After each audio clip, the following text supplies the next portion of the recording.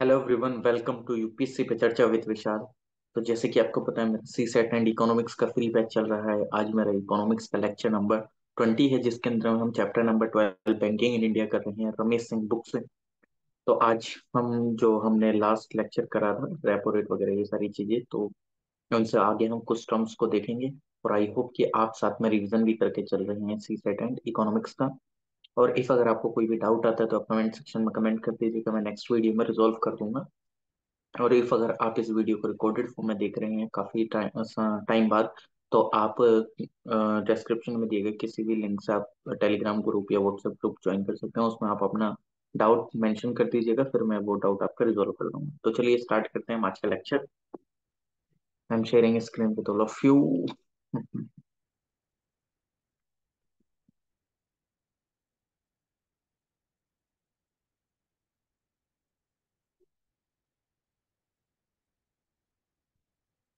ये तो हमारा लास्ट का सी सेट का लेक्चर है जो हमने करा था।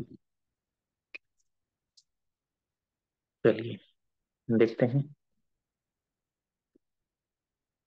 सबसे फर्स्ट आज हम देखेंगे जो टर्म्स हैं कुछ जस्ट लाइक जैसे है कोल मनी मार्केट।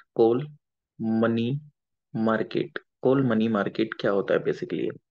देखो, कोल मनी मार्केट एक तरीके से ये है कि आज आपको एकदम से अर्जेंट बेसिस पे कुछ एक पैसे की जरूरत पड़ गई। Repo rate, reverse repo rate हमने कर लिया था। अच्छा, एक और चीज बता दूं, राइटिंग पे ध्यान मत देना क्योंकि मैं मोबाइल पे टाइप करता हूँ तो राइटिंग में थोड़ा सा इशू आ जाता है। तो अर्जेंट बेसिस पे अगर पैसे चाहिए किसी एक बैंक को, यानी कि रातों रात ओवरनाइट बेसिस पे अगर पैसे चाहिए, तो वो क्या कर सकती है? वो कॉल मनी मार्केट का एक इंस्ट्रूमेंट है, इसका इस्तेमाल करके वो आरबीआई से पैसे ले सकती है। लेकिन इसमें ऑब्वियसली बात है, जिस टाइम पे आप मजबूरी में होते हैं तो मजबूरी में आपका कोई भी फायदा उठाता है। आप इसको ऐसे ध्यान रख लीजिएगा, ठीक है? इफ अगर आप अपने किसी एक फ्रेंड से, मतलब मान लीजिए कोई एक ए फ्रेंड है आपका और आप भी हैं, तो आप इससे पैसे मांगने गए, तो ये आपको पैसे तो दे देगा लेकिन आपसे इंटरेस्ट रेट जो है वो ज्यादा चार्ज करेगा, यानी कि एक्स्ट्रा चार्ज करेगा। सेम विद दी बैंक, अगर आपको अर्जेंटली में जरूरत है तो आपको इंटरेस्ट रेट थोड़ा सा ज्यादा पे करना पड़ जाता है, बट वो आपको पैसे दे देता है। लेकिन इसके अंदर में काफी सारे चेंजेस भी आए। काफी सारे चेंजेस क्या है, 2016 के अंदर में एक ये चेंज आया। 2016 के अंदर में कि बेसिकली आप अपने एनडीटीएल का 1% तक कॉल मनी मार्केट के थ्रू पैसा उठा सकते हैं। अब व्हाट इज एनडीटीएल, यानी कि नेट डिमांड टाइम लाइबिलिटीज, ये मैं ऑलरेडी बता चुका हूं अपने प्रीवियस लेक्चर में, इसके अंदर क्या क्या आता है क्या क्या नहीं। तो आप अपना net demand and time liabilities का सिर्फ 1% का ही पैसा उठा सकते हैं। ठीक, एक तरीके से ऐसे बात करें तो यानी कि जो टोटल डिपॉजिट्स होता है ना बैंक का, एनडीटीएल को अगर लेमन टर्म्स में देखें तो टोटल डिपॉजिट जो होता है बैंक का, उसका 1% तक ही ले सकते हैं। यानी कि मान लीजिए कि बैंक के पास 1,000 रुपए है, तो 1,000 रुपए का 1% लेगा वो। 1,000 रुपए का 1% तक वो ओवरनाइट बेसिस पे क्या कर सकता है? ले सकता है। ठीक, और 1%, अब इसका क्या होगा जल्दी से बताओ, 1% कितना होगा सर? 10 रुपीज होगा। ठीक है, 10 रुपीज होगा। तो यानी कि 1,000 रुपीज का 1% यानी कि 10 रुपीज तक मैक्सिमम वो ले सकता है। ये एक शॉर्ट टर्म फंड है एक तरीके से, ओवरनाइट बेसिस पे जिस टाइम पे लिया जाता है। तो इसको आप ध्यान रखिएगा कि what is call money market, यानी कि जिस टाइम पे भी आप अपने फ्रेंड को कॉल करें और आपको पैसा मिल जाए, ये उसी तरीके से है। ओके, तो आप इसको ध्यान रख लीजिएगा। चलिए आगे देखते हैं कि आगे और क्या क्या टर्म्स आपको इसमें देखने को मिल जाती हैं। इसमें आगे अगर आप देखेंगे तो इसमें आपको जो टर्म देखने को मिलती है, एक आता है इसमें क्या नाम है, जैसे मैंने आपको ओएमओ बताया था, ओएमओ ओपन मार्केट ऑपरेशन, इसमें क्या होता है? जी सैक, यानी कि गवर्नमेंट सिक्योरिटीज का सेलिंग और बाइंग होता है मनी सप्लाई को कंट्रोल करने के लिए बेसिकली, है कि नहीं? ऐसे ही होता था कि जिस टाइम पे हम क्या करते हैं, जिस टाइम पे हमें मनी सप्लाई को बढ़ाना है या कम करना है, वो हम ओपन मार्केट ऑपरेशन के थ्रू कर रहे थे। ओके, अब एक और चीज आती है यहीं पे ही, मतलब एक और चीज यहाँ पे क्या आती है, अ, यहाँ पे अगर आप देखेंगे तो आपको एक ये चीज देखने को मिलेगा, एक बेस रेट होता है, यानी कि बेस रेट, एक बेस रेट क्या होता है वो मैं आपको बता देता हूँ। बेस रेट बेसिकली, ये बेस रेट क्या है? ठीक, बेस रेट से आप अगर सोचें तो आपको थोड़ा सा ये लग रहा होगा सर कुछ एक बेस बनाया गया है और वहीं से ही कुछ एक मतलब एक ऐसा कोई तरीका निकाला है कि इससे ऊपर नीचे कुछ हम मतलब रेट नहीं करेंगे। बेस का तो मतलब वही है ना कि कोई भी एक बेस सेटअप करा गया है, ठीक। एक बेस सेटअप करा गया है जिससे कि वो चीजों को एक मतलब बेहतर वे में लेके चल सकते हैं, ठीक। एक बेहतर वे में लेके चल सकते हैं। तो कुल मिला के यही एक चीज है कि इंटरेस्ट रेट है ये एक इंटरेस्ट ये एक इंटरेस्ट रेट है जो कि किसके द्वारा डिसाइड करा गया है, मतलब किसके द्वारा, आरबीआई वगैरह के द्वारा ये डिसाइड करा जाता है। मतलब इसका क्या है कि अगर कोई भी एक बैंक है, मान लीजिए कि पीएनबी बैंक है, एचडीएफसी बैंक है, फॉर एग्जाम्पल के लिए एसबीआई बैंक है, तो इनके लिए एक रेट तय है कि ये इस रेट से नीचे क्या नहीं कर सकते हैं, ये इस रेट से नीचे कोई भी अपना अमाउंट यानी कि लोन नहीं दे सकते हैं। कोई भी एक अपना क्या नहीं दे सकते हैं, लोन नहीं दे सकता। अब आप बोलेंगे सर इनके लिए ये तय क्यों करा गया है, ये तो कोई भी अपना अलग अलग कर सकता है। मान लीजिए कि कल को पीएनबी क्या करे, सारा अपना अमाउंट सिर्फ बिजनेस को दे रही है, यानी कि बिजनेसमैन को ही लोन दे रही है। यार बिजनेसमैन के अलावा भी एक कॉमन पर्सन को भी जरूरत होता है ना, कोई एक फार्मर है, फार्मर को जरूरत होगी, फार्मर को लोन की जरूरत है। किसी एक मिडिल क्लास फैमिली को शादी करनी है किसी की, तो उसको लोन की जरूरत होगी। मान लीजिए किसी को कार लेनी है, कुछ लेना है, तो उन सबको भी लोन की जरूरत होती है, ठीक। अब ये सारा उसको ना दे दे, प्लस इसके साथ क्या है कि उसको तो लोन ना दे, प्लस उसको और कम इंटरेस्ट रेट पे ना दे, ठीक। अब एक और चीज यहाँ पे कि चलो सर बिजनेसेस को लोन ना दे सारा, और सारा कम इंटरेस्ट रेट पे ना दें, क्यों? क्योंकि ये क्या करते हैं कि कल को मान लीजिए कि पीएनबी ने 10% कर दिया, और कल को एचडीएफसी बोले हम 8% पे दे रहे हैं, एसबीआई बोले हम 5% पे दे रहे हैं, तो एसबीआई तो सारे कस्टमर्स अपने पास ले लेगी। अब पीएनबी एचडीएफसी इन सब की खस्ता हालत हो जाएगी, ये सही से वर्क नहीं करेंगे, ठीक। वर्किंग परफॉर्मेंस जो वो उनकी डाउन हो जाएगी। क्यों डाउन हो जाएगी? कि इनका एक ही तो जरिया है ना कमाने का, वो है लोन। लोन की फॉर्म में ही तो ये कमाते हैं ना, कोई भी बैंक है लोन की फॉर्म में पैसा कमाती है। अब एचडीएफसी पीएनबी बैंक के पास कोई जा ही नहीं रहा है लोन लेने, क्योंकि एसबीआई ने 5% कर दिया है। तो ये एक सिचुएशन बहुत खराब हो जाएगी, ठीक। किसी एक बैंक पे डिपेंडेंसी बढ़ जाएगी। ओके, तो इसलिए एक बेंच मार्क सेट करा गया कि भाई साहब आप इससे नीचे नहीं दे सकते हैं। और प्लस आपने एक और चीज सुना होगा, priority sector lending, priority PSL, PSL, ठीक। पीएसएल प्रायोरिटी सेक्टर लेंडिंग भी, चलो यही बता देता हूँ कि सर चलो ठीक है, उनके लिए तो वो एक रेट तय हो गया कि आप इससे नीचे नहीं देंगे, ताकि कोई भी मार्केट में एक सिचुएशन ऐसी ना आ जाए जिससे कि दिक्कत उत्पन्न हो जाए, कोई एक आम नागरिक लोन लेने जा ही ना पाए, ठीक। और अपना कोई एक इंटरेस्ट रेट कम करके कोई भी बैंक अपने किसी भी एक व्यक्तियों को, मतलब किसी एक टारगेटेड पीपल को ना दे, ठीक। और वो सारे कस्टमर अपने पास ना बुलाए। अब यहाँ पे क्या होता है कि एक आता है प्रायोरिटी सेक्टर लेंडिंग, यानी कि 40% का लोन आपको प्रायोरिटी सेक्टर लेंडिंग वाले एरियाज को देना है। प्रायोरिटी सेक्टर लेंडिंग आपकी इसमें कुछ एरिया उसने डिफाइंड कर रखे हैं। और मैं चाहूंगा कि जो लाइव देख रहे हैं, अगर वो लिखना चाहे वो कमेंट सेक्शन में लिख सकते हैं कि प्रायोरिटी प्रायोरिटी सेक्टर लेंडिंग में कौन कौन से मतलब क्या क्या चीजें आती हैं, ठीक। प्रायोरिटी सेक्टर लेंडिंग में कौन कौन सी चीजें आती हैं, कौन कौन सी नहीं आती हैं, जिससे कि आपको भी याद हो जाए बेसिकली कि मतलब जस्ट लाइक कि आपको उन लोगों को लोन देना है 40 पर, अगर आप 100 रुपये लोन दे रहे हैं, आप अगर 100 रुपये लोन दे रहे हैं, तो आपको प्रायोरिटी सेक्टर लेंडिंग में 40% यानी कि 40 रुपए का लोन उन लोगों को कंपलसरीली देना ही देना है। ऐसा नहीं है कि आप उन लोगों को मतलब लोन नहीं देंगे। अब इसके अंदर में कुछ एक एरियाज डिफाइंड है, कुछ एक एरियाज डिफाइंड है, ठीक।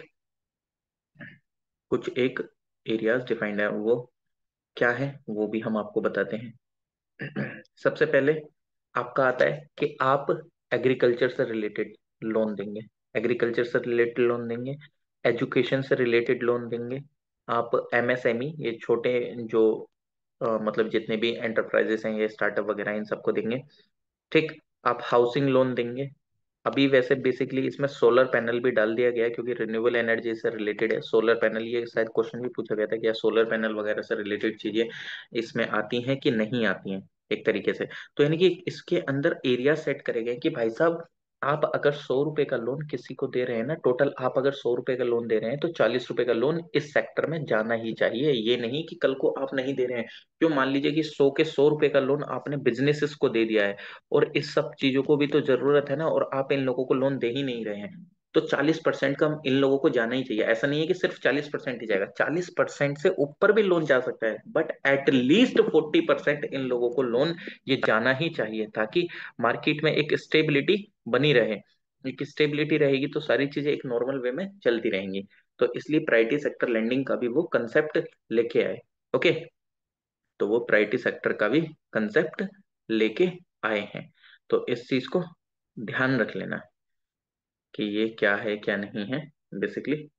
चलिए।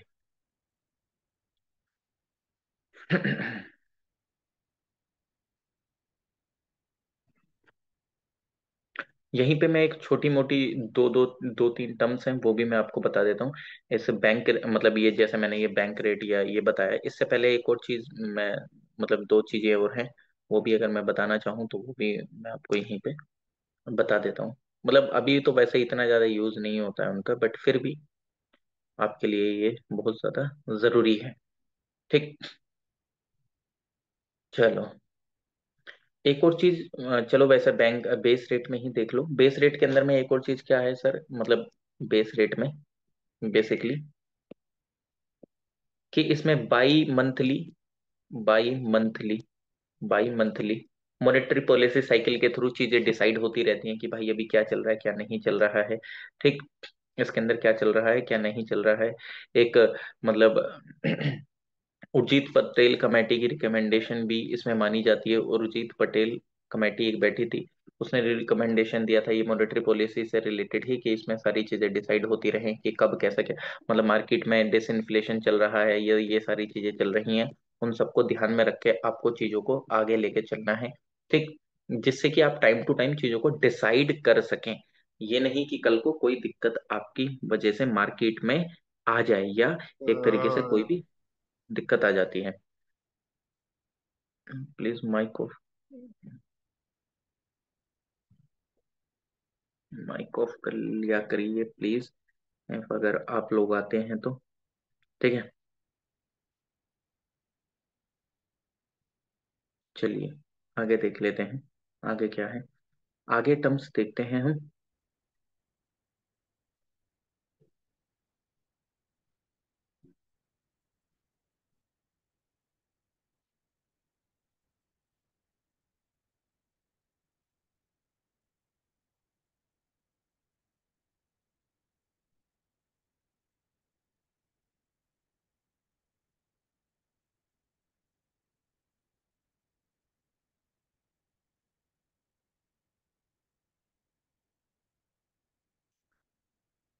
आगे देख लेते हैं यहाँ पे।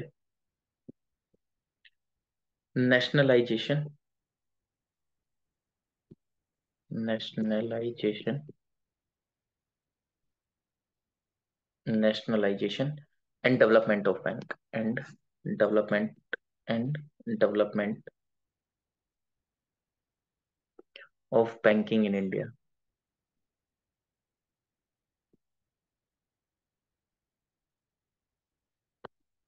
Development and banking in India, basically ये क्या है, यानी कि क्या वो राष्ट्रीयकरण, यानी कि राष्ट्रीयकरण इन द सेंस कि गवर्नमेंट के अंडर में जिस टाइम से बैंक्स आने लगे। तो सबसे पहले अगर आप देखेंगे तो आरबीआई का नेशनलाइजेशन कब हुआ था, आरबीआई का नेशनलाइजेशन कब हो गया था, आरबीआई का नेशनलाइजेशन 1949 में, यानी कि गवर्नमेंट के अंडर में अब ये चलती है।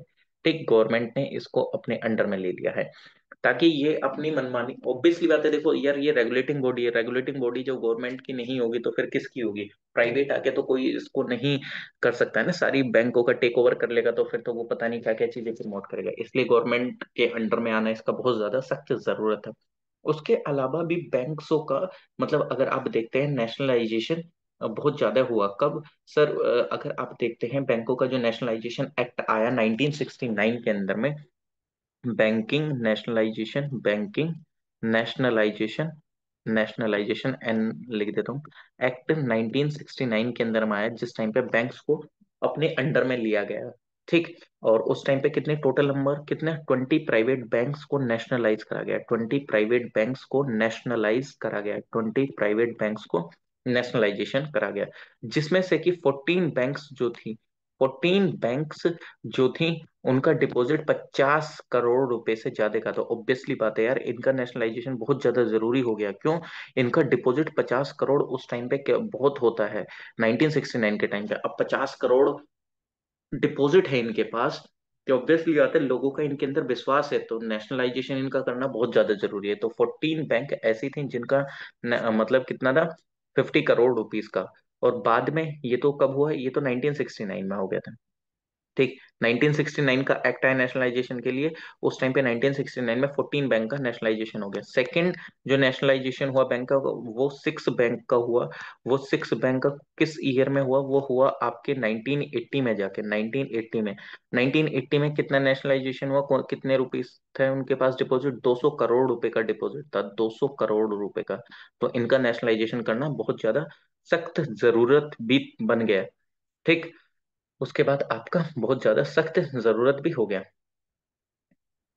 अब उस टाइम पे काफी सारी चीजें भी और देखी गई कि कुछ बैंक ऐसी थी जो कि लॉस में चल रही थी, कुछ बैंक ऐसी थी जो कि लॉस में भी चल रही थी, तो कुछ बैंकों का मर्जर भी करा गया। जैसे न्यू बैंक ऑफ इंडिया का, न्यू बैंक ऑफ इंडिया का, न्यू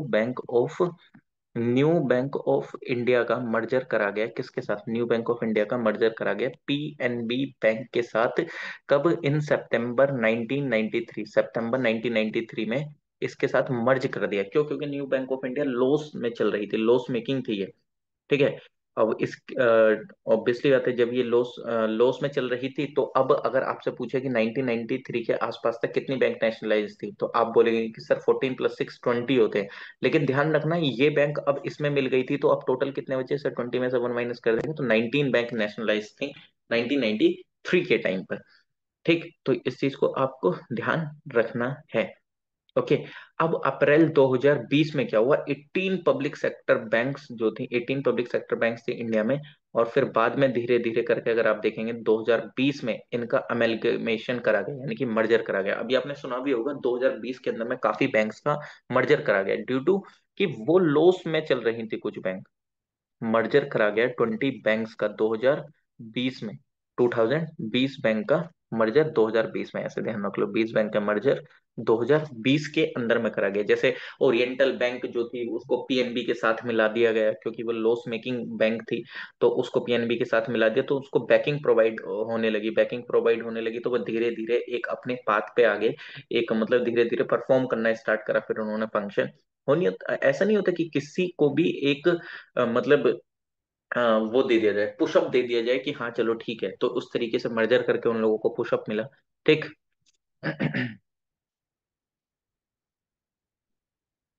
ओके। तो इस चीज को आप ध्यान रख लीजिएगा कि इसमें क्या हुआ। अब एक चीज मैं आपको बताता हूँ।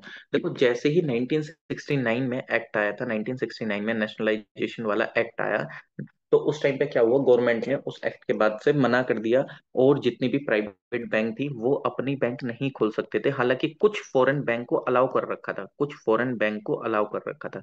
ठीक। 1969 से 1991 तक का सिनेरियो समझ लो कि 1991 के बाद फिर हम एलपीजी रिफॉर्म लेके आए, तो हमको ये सारी चीजें खोलनी पड़ी, यानी कि ओपन करना पड़ा हमें अपनी मार्केट को। तो फिर वहां पे उस टाइम पे अलाउ करा गया धीरे धीरे करके। लेकिन उसके बाद क्या हुआ क्या नहीं, वो मैं आपको बताता हूँ। ठीक। 1991 के बाद से चीजें आ गई थी, लेकिन 1991 तक क्या था कि गवर्नमेंट ने मना कर दिया था कोई भी प्राइवेट बैंक को खोलने के लिए। बट हाँ, फॉरेन बैंक्स को तब भी कुछ को अलाउड था कि वो अपना खोल सकती हैं, कुछ फॉरेन बैंक्स जो अपना बैंकिंग सेक्टर में अपनी बैंक्स को। अब क्या होता है, कुछ डेवलपमेंट होते हैं जिस टाइम पे ये रिफॉर्म वगैरह आते हैं, उस टाइम पे रिफॉर्म वगैरह के टाइम पे 1993 के अंदर में, 1993 के अंदर में एसबीआई को अलाउ करा गया, एसबीआई को अलाउ करा गया कि वो कैपिटल ले सकती है market, will was allowed access to the capital market with permission given to sell its share to the tune of 33% through SBI amendment act 1993। SBI को अलाउ कर दिया गया कि आप अपना 33% तक शेयर बेच सकते हैं, यानी कि शेयर बेच सकते हैं और पैसा उठा सकते हैं मार्केट से। तो उसके लिए अमेंडमेंट एक्ट भी आएगा। तो इसके लिए अमेंडमेंट एक्ट आया, एसबीआई अमेंडमेंट एक्ट 1993 करके। तो इनकी 33% शेयर को बेचने की इनको परमिशन मिल गई। ठीक, 33%। लेकिन अगर आप प्रेजेंट में देखें तो जो at present government of India के पास कितना शेयर है अभी इस एसबीआई बैंक का, तो 59.73% का शेयर अभी हमारी गवर्नमेंट ऑफ इंडिया के पास आपको देखने को मिलेगा एसबीआई के अंदर में। ठीक, बाकी का परसेंट जो शेयर है वो बिक चुका है, एक तरीके से ऐसे समझ सकते हैं। ओके,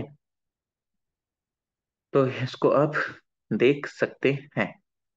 चलिए नेक्स्ट, अगर आप देख सकते हैं अभी धीरे धीरे फिर क्या हुआ कि 10 अक्टूबर 2007 में फिर एक शेयरिंग की बिडिंग निकाली गई। क्या कि गवर्नमेंट ने अनाउंस करा कि वो शेयर को सेल कर रही है एसबीआई के, और जिसकी वजह से उसका जो लेवल था वो 53% तक आ गया, यानी कि 53% ओनली स्टेक रह गया। आपको पता है ना, किसी भी एक पर्सन का अगर 49% स्टेक और किसी का 51, तो 51 वाले के डिसीजन माने जाते हैं। तो अभी भी गवर्नमेंट का स्टेक है कितना, 53% है। ठीक है, तो इसको आप ध्यान रख सकते हैं। 1994 में क्या हुआ, गवर्नमेंट ने अलाउ करा जितनी भी नेशनलाइजेशन बैंक हैं उनको भी एक्सेस कर दिया गया कैपिटल मार्केट से, क्या करने के लिए, एक तरीके से शेयर बेच कर पैसा उठाने के लिए। जितनी भी कौन सी थी, गवर्नमेंट ने नेशनलाइज 1993 में ही आर एसबीआई के अलावा जो भी और नेशनलाइज बैंक थी उनको भी अलाउ कर दिया 33% तक कैपिटल लेने के लिए मार्केट से। उसके लिए एक रेगुलेशन लेकर आई, बैंकिंग कंपनीज अमेंडमेंट एक्ट, कौन सा, 94, यानी कि 1994 में। ठीक, इसको 1994 कर लो। 1994 में जब एसबीआई के साथ ऐसा कर दिया तो अदर जितनी भी नेशनलाइजेशन बैंक थी उनको भी अलाउ कर दिया। ओके, और क्या हुआ 1994 में, और क्या हुआ 1994 में, गवर्नमेंट ने अलाउ कर दिया ओपनिंग करने का प्राइवेट बैंक्स का कंट्री के अंदर, यानी कि प्राइवेट बैंक्स को भी मौका दे दिया अब, जो कि 1993 तक ऐसे समझ लो बंद था। तो प्राइवेट बैंक्स को भी मौका दे दिया कि वो भी अब अपनी मतलब ओपनिंग कर सकते हैं। जो फर्स्ट प्राइवेट बैंक थी इस रिफॉर्म के बाद जो बनी वो थी कौन सी, यूटीआई। आई थिंक यही यूटीआई बैंक आज आपकी एक्सिस बैंक कहलाती है। ठीक है, तो जो 1994 के रिफॉर्म के बाद जो सबसे पहली प्राइवेट बैंक बनी वो थी यूटीआई, जिसको आज आप एक्सिस बैंक के नाम से जानते हैं। ठीक, और फिर उसके बाद धीरे धीरे ओपनिंग होना स्टार्ट हो गया, फिर काफी सारी और प्राइवेट बैंक अब ओपन होती चली गई। तो इसको ध्यान रख लीजिएगा। उससे पहले हल्का सा मैं आपको एक एसबीआई के बारे में और बता देता हूँ। हल्का सा एसबीआई के बारे में और बता देते हैं। एसबीआई यानी कि स्टेट बैंक ऑफ इंडिया, ये गवर्नमेंट ऑफ इंडिया की है। इसको लाया गया था एसबीआई एक्ट 1955 के थ्रू। एसबीआई एक्ट 1955 के थ्रू ये उस टाइम पे पार्शियली नेशनलाइज थी। और इसके अंदर में तीन इंपीरियल बैंक्स थी। तीन इंपीरियल बैंक्स थी, थ्री इंपीरियल बैंक्स थी। थ्री इंपीरियल बैंक्स थी जिसकी वजह से ये एसबीआई कहलाती थी। वो भी अभी बताएंगे, थ्री इंपीरियल बैंक थी। ठीक है, और मेनली ये इसकी तीन पास्ट प्रेसिडेंसीज थी। तीन प्रेसिडेंसीज थी, जिस यानी कि अलग अलग जगह, मतलब कुल मिला के तीन जगह पे ये बैंक थी। तीन जगह पे ये बैंक थी, उन तीनों को मर्ज करके एसबीआई बनाया था। और और लगभग 466 ब्रांचेस थी उनकी उस टाइम पे। ओके, तो इनकी जो क्या थी कुल मिला के अगर आप देखेंगे तो तीन प्रेसिडेंसीज थी। या तो तीन प्रेसिडेंसीज आप कमेंट सेक्शन में कमेंट कर दीजिए तब तक, अगर आपको पता है, नहीं है तो मैं अभी आपको आगे बताऊंगा। तो तीन प्रेसिडेंसीज थी, तीन प्रेसिडेंसीज का मर्जर करा गया तो आरबीआई बैंक बनी। ओके, और आरबीआई ने परचेज करा इसका 92% शेयर। उस टाइम पे ये पार्शियली नेशनलाइज थी क्योंकि 1969 में नेशनलाइजेशन हुआ, बट फिर भी उस टाइम पे 92% का स्टेक आरबीआई के पास था, क्योंकि आरबीआई नेशनलाइज्ड हो गई थी उस टाइम पे। ओके, तो इस चीज को हल्का सा ध्यान रख लीजिएगा। और अगर आप देखें फिर बाद में धीरे धीरे इसकी जो अदर चीजें थी उनको भी क्या कर दिया गया, मतलब नेशनलाइजेशन करना प्रोसेस स्टार्ट करा, और फिर बाद में गवर्नमेंट ने इसको अपने अंडर में ले लिया। ठीक, चलिए इसको हल्का सा थोड़ा सा यहीं पे इतना ध्यान रख लो, बाकी तो कोई दिक्कत नहीं है। एक आती है regional rural bank. Regional rural bank. Regional rural bank. Regional rural bank क्या होती हैं, रीजनल रूरल बैंक क्या होते हैं, जो कि आपकी ग्रामीण लेवल की बैंक होती हैं। रीजनल यानी कि आपके क्षेत्र में जो गांव लेवल पे बैंक होती हैं, वो क्या करती हैं बेसिकली, उनका क्या काम होगा जो आपके गांव के लेवल पे होंगी, यानी कि एग्रीकल्चर को प्रमोट करना। एग्रीकल्चर को प्रमोट करना। प्रमोट वो किस वे में करेंगी सर? लोन के फॉर्म में करेंगी प्रमोट जो करेंगी। ठीक है। और यानी कि जो जितने भी लोग हैं उनको बैंकिंग सिस्टम से जोड़ना, ऑब्वियसली बात है। जस्ट लाइक जैसे रीजनल रूरल बैंक में मैं अगर अपने यहाँ पे देखूं तो मेरे यहाँ जो रीजनल बैंक चलती है वो प्रथमा बैंक चलती है, जो कि ग्रामीण में है। प्रथमा बैंक करके नाम है। तो आपके यहाँ भी अलग अलग तरीके की बैंक होंगी। ठीक है। रीजनल लेवल पे काफी सारी बैंक चलती हैं जो कि गांव लेवल पे आपको देखने को मिल जाती है मैक्सिमम। ठीक। तो मेरे यहाँ प्रथमा बैंक चलती है जो कि है। अब इसके अंदर में क्या होता है सर, ये बैंक रन कैसे करती हैं? रीजनल रूरल बैंक के अंदर में सबसे पहली बात आपको ध्यान रखना होगा, इसके अंदर में पहले शेयरिंग बता देता हूँ। 50% 15% और 35%।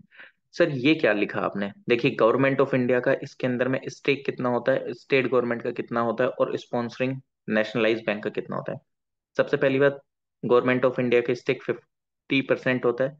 सेकंड, ये जो मैंने 15% लिखा, स्टेट गवर्नमेंट का ये होता है SG, स्टेट गवर्नमेंट का होता है। ये जो होता है ये 35%, ये होता है स्पॉन्सर्ड बैंक, यानी कि 100 रुपए में से 50 रुपए गवर्नमेंट ऑफ इंडिया के, 15 रुपए स्टेट गवर्नमेंट के, 35 रुपए जो बैंक उसको स्पॉन्सर्ड कर रही है। जैसे मेरे यहाँ की प्रथमा बैंक को स्पॉन्सर्ड जो करती है वो पंजाब नेशनल बैंक स्पॉन्सर करती है। ठीक। तो ये चीज ध्यान रखने ना, 50, 15 और 35 की शेयरिंग होती है इन बैंक्स के अंदर में। ओके।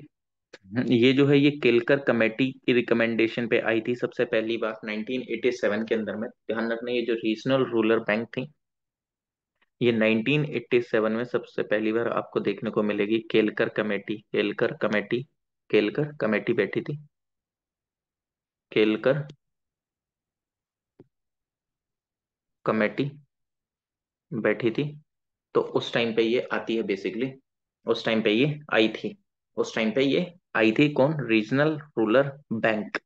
ओके। उस टाइम पे जो लगभग बैंक खुली थी रीजनल रूरल बैंक, वो 196 के अप्रोक्स थी। 196 के अप्रोक्स थी। ठीक। वो कितनी थी? 196 के अप्रोक्स वो टोटल बैंक थी। तो इसको आप ध्यान रख लीजिएगा। और फिर अगर आप देखें अब क्या होता है, मतलब 196 तो बैंक आ गई, रीजनल रूरल बैंक भी खुल गई, 1987 में कमेटी भी बैठ गई, सारी चीजें हो गई, कितना कितना परसेंट शेयरिंग, सारी चीजें, कोई दिक्कत नहीं। अब क्या होता है कि यार उस टाइम पे हमारी जो इकोनॉमिक कंडीशन थी लोगों की, उस टाइम पे इकोनॉमिक कंडीशन इतनी अच्छी नहीं थी। इकोनॉमिक कंडीशन इतनी अच्छी नहीं थी तो क्या होता था कि वो लोन ले लेते थे। कोई भी फार्मर है वो लोन ले रहा है, लोन लेने के बाद रिपे नहीं कर पा रहा है। अब रिपे नहीं कर पा रहा है तो इन बैंकों को होने लगा बहुत ज्यादा लॉस। RRBs को होने लगा बहुत ज्यादा लॉस, यानी कि बहुत ही ज्यादा ये लॉस में चली गई।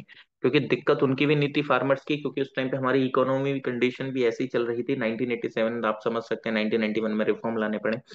RRBs के ऊपर बहुत ज्यादा लॉस हो गया था। और जब इतना ज्यादा लॉस हो गया तो ये सारी चीजों को फिर क्या करना पड़ा? रीस्ट्रक्चराइज करना पड़ा और इनको और ज्यादा स्ट्रेंथन करना पड़ा। तो इसके ऊपर पे दो कमेटी बैठी थी। भंडारी कमेटी, भंडारी कमेटी बैठी थी एक, जो कि 1994 से 1995 के बीच में थी। भंडारी कमेटी बैठी थी एक। एक बैठी थी आपकी बासु कमेटी, बासु, एक आपकी वासु कमेटी थी, जो कि 1995 से 1960 के बीच में बैठी थी, 1995 से 96 के बीच में। इन्होंने इन रीजनल रूरल बैंक्स को रीस्ट्रक्चराइज करा, रीस्ट्रक्चराइज करने की सिफारिश दी, रीस्ट्रक्चराइज करने की। अब इसके अंदर में कुछ डिसीजन लिए गए। क्या लिए गए? कि लगभग out of the total 120 171 were running in losses in 1998 1999। Okay. 196 bank में से 171 बैंक्स बहुत ज्यादा लॉस में चल रही थी 98 और 99 के टाइम पे। तो उस टाइम पे डिसीजन क्या लिया गया कि देखो, ये जो ऑब्लिगेशन है ना लोन्स पे कंसेशन की, उसको एबोलिश कर दिया जाए और RRB को स्टार्ट कर दिया जाए चार्जिंग कमर्शियल इंटरेस्ट लेंडिंग पे। यानी कि अब उसको इंटरेस्ट रेट चार्ज करना स्टार्ट कर देना चाहिए। इंटरेस्ट रेट RRBs को चार्ज कर देना चाहिए। दूसरा क्या करा गया? ये द टारगेट क्लाइंटी, मतलब जो टारगेट था उसका क्या था बेसिकली, वो लोन वगैरह किसको देते थे? वीकर सेक्शन को या रूरल पीपल को? तो रूरल पीपल को देते थे, रूरल पीपल को और वीकर सेक्शन को। वीकर सेक्शन को। अब उसको बोल दिया गया कि भाई जिसको तुमको देना है आप उनको दे सकते हैं लोन, कोई दिक्कत नहीं। क्यों? क्योंकि अगर उनको यहाँ से लॉस हो जाता है, तो इफ अगर वो अदर किसी और चीज के लिए भी लोन दे रहे हैं तो उनको वहां से तो रिटर्न आ रहा है, तो एटलीस्ट जो उनका लॉस है वो तो थोड़ा बहुत आता रहेगा ना। कहीं और लोन देके जो इंटरेस्ट रेट उनके पास आ रहा है वहां से तो थोड़ा बहुत उनको रिकवर होता रहेगा। तो उनको बोला कि भाई देखो अब तुम ऑब्लिगेशन मत रखो कि भाई तुमको जो लोन है उसको कंसेशनल बेसिस पे देना है, आप इंटरेस्ट रेट चार्ज करो। प्लस आपका जो एक टारगेटेड था कि आपको रूरल लोगों को ही लोन देना है, और बेसिकली आपको वीकर सेक्शन को ही, आप उसको भी मत करिए। अब आप साथ में एडिशनल अदर पीपल को भी लोन दे सकते हैं। तो जो मेरी प्रथमा बैंक है हमारे वहाँ की, वो लोन दे देती है। ऑब्वियसली बात है, जब ये रिफॉर्म आ गया तो वो तो देना ही पड़ेगा। ठीक है। तो ये सारी चीजें आपको ध्यान रखनी चाहिए कि किस तरीके से क्या होता है क्या नहीं। एक यहीं पे एक क्वेश्चन आ जाता है कि सर शेड्यूल बैंक क्या होती हैं। बेसिकली जितनी भी हैं, अधिकतर जितनी भी है पीएनबी वगैरह ये सारी हैं, ये शेड्यूल बैंक होती हैं। जितनी भी अधिकतर आपको बड़ी बड़ी बैंक देखने को मिल जा रही हैं ये शेड्यूल बैंक होती हैं। लेकिन सर ये शेड्यूल बैंक का बेसिकली मतलब क्या है? ठीक है, ये मैं स्टार्टिंग में अभी थोड़ा सा बताना रह गया था, बट कोई नहीं, यहाँ पे बता देते हैं। अभी तो जस्ट हमने स्टार्ट करा है। ये शेड्यूल बैंक के बारे में मैं वैसे आगे भी बताऊंगा कि क्या है क्या नहीं है। शेड्यूल बैंक बेसिकली आप ऐसे समझ सकते हैं, शेड्यूल बैंक एक वो है जो कि आरबीआई एक्ट 1934 के अंदर में रजिस्टर्ड होती है। आरबीआई एक्ट 1934 के अंदर में जो कोई भी बैंक रजिस्टर्ड है उसको शेड्यूल्ड बैंक बोला जाएगा। अब इन शेड्यूल बैंक को कुछ फैसिलिटीज मिल जाती हैं। अब इन शेड्यूल बैंक को कुछ फैसिलिटीज मिल जाती हैं क्या? कि ये लोन ले सकती हैं आरबीआई से। ठीक है, ये लोन ले सकती हैं, और ये क्लियरिंग हाउसेस के मेंबर बन जाते हैं। कैश रिजर्व रेशियो की इनके ऊपर ऑब्लिगेशन आ जाती है। लो इंटरेस्ट पे ये क्या करते हैं, लोन देने लगते हैं। जो शेड्यूल बैंक नहीं होती है वो इन सब चीजों में नहीं आती है। ठीक। तो शेड्यूल बैंक कौन कौन सी हैं? Sir public public sector bank, PSB, यानी कि जो कि पब्लिक सेक्टर बैंक है, ये जो भी प्राइवेट सेक्टर बैंक है, foreign banks, regional rural banks, schedule payment bank, schedule payment banks. ठीक है। शेड्यूल, अभी हम इन बैंक्स के बारे में ही पढ़ेंगे, लेकिन अभी मैं आपको एक ओवरव्यू दे रहा हूँ। Schedule payment bank, schedule small finance bank, scheduled small finance bank, और शेड्यूल कोऑपरेटिव कोऑपरेटिव बैंक। ठीक। तो ये शेड्यूल बैंक क्या है? जो कि आरबीआई एक्ट 1934 के अंदर में रजिस्टर्ड कोई बैंक होती है, वो आपकी क्या कहलाती है? वो आपकी शेड्यूल बैंक कहलाती है। तो इसको आप ध्यान रखिएगा कि शेड्यूल बैंक कौन कौन सी है, कौन कौन सी नहीं होती हैं। ओके। अभी डिटेल में इन सारी चीजों को पढ़ेंगे, लेकिन अभी पहले आपको बेस तो मजबूत हो जाए कि रीजनल रूल, मैं सीधा लिख दूं कि regional rural bank schedule bank है।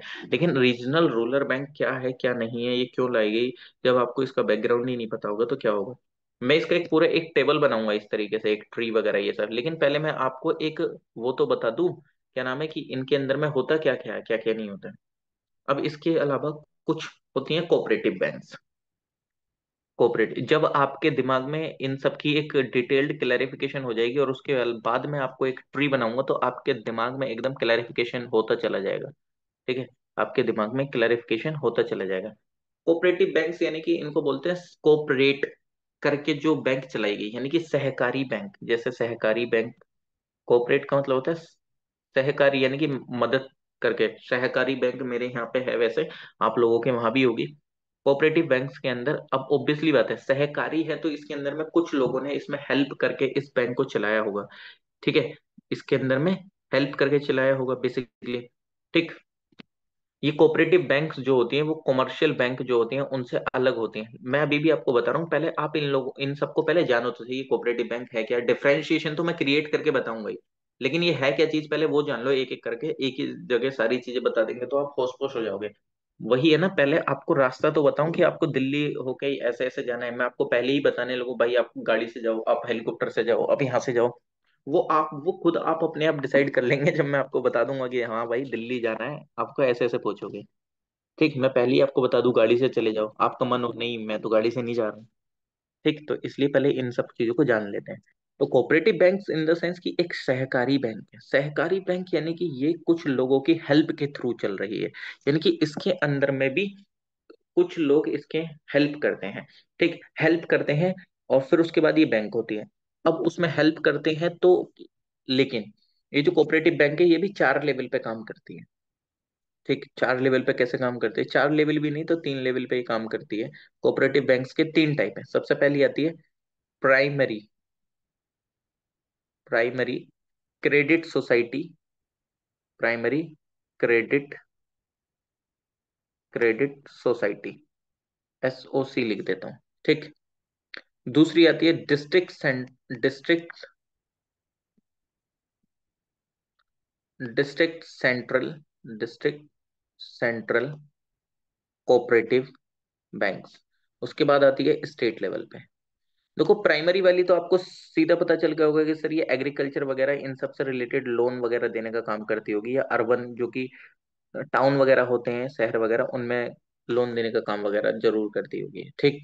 अब एक एक करके इनको जान लेते हैं। सबसे पहले हम जानेंगे फर्स्ट वाली को, प्राइमरी कोऑपरेटिव बैंक्स। बेसिकली ये क्या है, प्राइमरी क्रेडिट सोसाइटी जो कि एक कॉर्पोरेट बैंक है। ये बेसिकली इसका काम क्या होता है, ये एक अर्बन मतलब मैं यहाँ पे लिख देता हूँ, PCS। PCS अभी एग्जाम भी आने वाला है आप लोगों का। ये अर्बन एरियाज में होती है बेसिकली।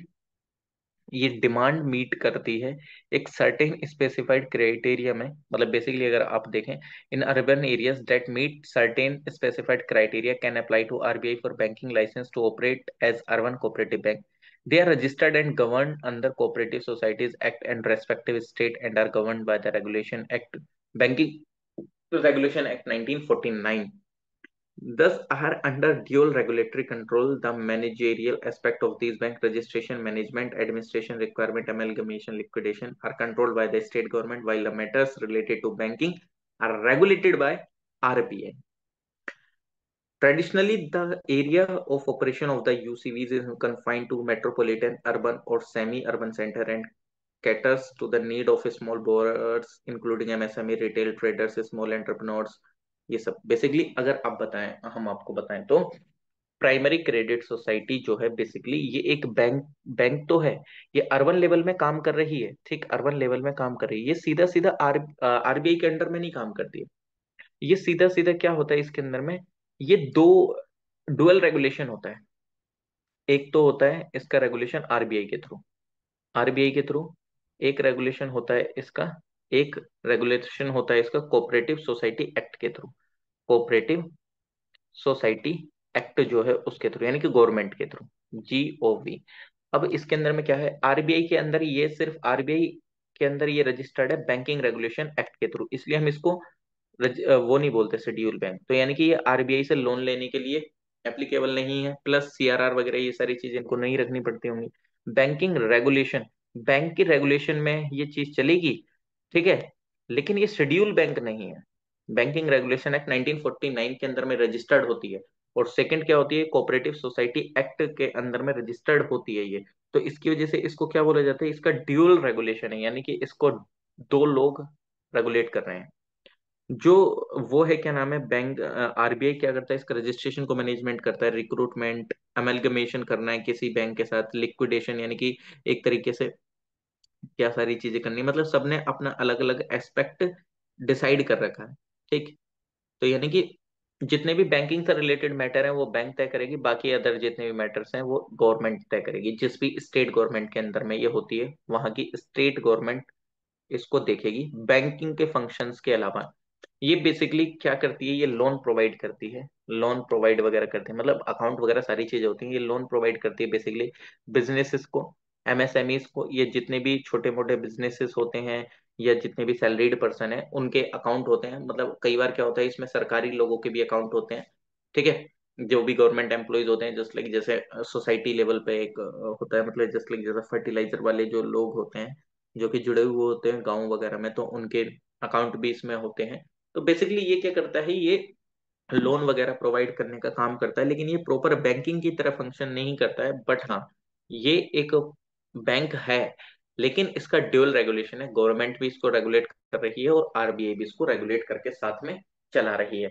अब डिस्ट्रिक्ट, ठीक है, अब क्या होता है कि बेसिकली अब इसी तरीके से डिस्ट्रिक्ट लेवल पे है काम करती हैं ये कोऑपरेटिव बैंक्स, और स्टेट लेवल पे काम करती हैं। एक डिस्ट्रिक्ट के अंदर में एक डीसीबी से यानी कि डिस्ट्रिक्ट कोऑपरेटिव बैंक से ज्यादा नहीं हो सकती हैं। ठीक। और कई बार क्या होता है, इनका जो फंक्शन है वो नाबार्ड को दे दिया गया है। अभी नाबार्ड क्या करता है, नाबार्ड एक ऑर्गेनाइजेशन है जो कि एग्रीकल्चरल रिलेटेड डेवलपमेंट आपको देखने को मिलता है, वो सारी चीजें देखता है। तो इफ अगर एग्रीकल्चर से रिलेटेड कुछ भी चीज ये कर रहे हैं तो वो नाबार्ड के अंदर में आपको देखने को मिल जाएंगे। लेकिन अब इसके साथ में क्या प्रॉब्लम है, कुछ प्रॉब्लम भी आती होंगी, ऑब्वियसली बात है। नाबार्ड वगैरह ये सारी चीजें भी मैं आपको बताऊंगा जिस टाइम पे हम इनकी प्रॉब्लम को समझेंगे। ठीक। तो वो मैं आपको नेक्स्ट लेक्चर में बताऊंगा, और आज के लिए हम इतना ही इसको रोकते हैं बेसिकली। और प्लस अभी तो आप बैंक समझो कि कौन कौन सी बैंक क्या है, क्या काम करते क्या नहीं करते, फिर इसका मैं एक चार्ट बना दूंगा तो आपके दिमाग में क्लैरिफिकेशन हो जाएगा। अब मैं चार्ट बना के पहले ही बता दूं तो आपके दिमाग में क्लैरिफिकेशन नहीं आएगा। ओके। तो इसलिए इन सब चीजों का ध्यान रखना बहुत ज्यादा जरूरी है। तो आई होप कि आपको कुछ चीजें समझ आई होंगी, और आपको अगर कोई डाउट है तो कमेंट सेक्शन में कमेंट करना, मैं नेक्स्ट वीडियो में सॉल्व कर दूंगा। तो चलिए मिलते हैं नेक्स्ट लेक्चर में। थैंक यू सो मच तब तक के लिए। और please like share comment and subscribe.